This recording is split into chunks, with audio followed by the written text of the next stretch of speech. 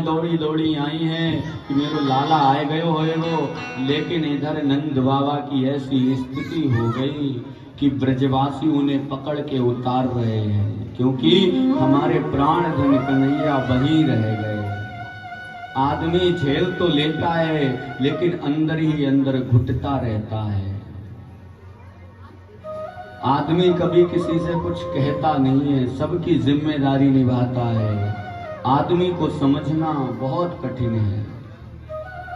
कई लोग कहते हैं ना, अरे तुम तो आदमी हो, तुम्हें किस बात का कष्ट है। अरे भाई, किसी लड़के की जिंदगी जीकर तो देखो। तो आदमी हर चीज सहन कर लेता है, लेकिन वो टूटता कब है, जब हमारा बिल्कुल चाहने वाला प्रेमी, जिसको हम अपने से ज्यादा भी चाहते हो, और वो ही दूर हो जाए, वही ना समझे, तब आदमी टूट जाता है। तो इसलिए नंद बाबा तो झेल गए, परंतु यशोदा मैया नहीं सहन कर पाई। मैया, जैसे ही मैया ने देखा है कि नंद बाबा को आज 4-5 लोग उतार रहे हैं, अरे यहाँ से अच्छे खासे गए, वहां इतने बूढ़े हो गए जो उतर भी नहीं पा रहे।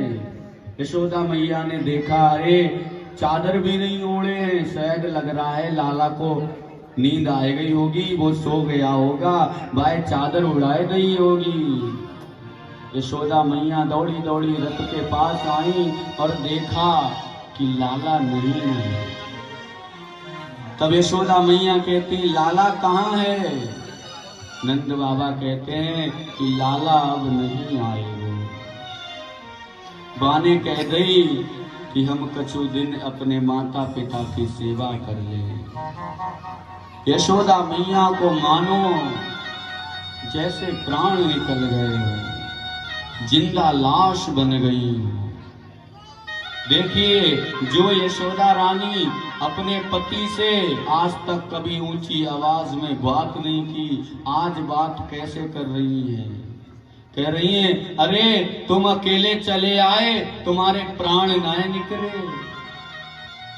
तुम मेरे लाला को ना लाए। अरे तुमने सुनी रामायण नहीं सुनी? जब दशरथ जी ने समझ लिया, जब जैसे ही पता लगा दशरथ जी को कि राम नहीं आएंगे, तो उन्होंने प्राण त्याग दिए। और हम कितने लोभी हैं कि हम प्राण भी नहीं त्याग सकते। नंद बाबा कहते हैं, अरे यशोदा, मैंने रामायण पढ़ी है, लेकिन तूने रामायण पढ़ी तो है, लेकिन तूने एक चीज ना पढ़ी। वह रामायण में ये भी लिखा है, जब राम 14 वर्ष के बाद आए तो बड़ा बिलख बिलख करके रोए हैं कि मेरे पिताजी कहाँ हैं। छाती पीट पीट कर रोए हैं राम, और मैंने इसीलिए प्राण नहीं त्यागे, क्योंकि मेरो लाला आएगो, मुझे पता है वो बात को बहुत धनी है, एक ना एक दिन वो आएगो जरूर। और अगर वो आएगो तो जब हमें नहीं पाएगो तो बहुत रोएगो, और बाके आंसू ना हम और ना तुम बर्दाश्त कर पाएंगे। और मैं नहीं चाहता कि मेरा कन्हैया रोए। देखिए, माता पिता का प्रेम, कभी भी उनका दिल ना दुखाना जिन्होंने तुम्हें यहां तक पहुंचाया। इतना प्रेम,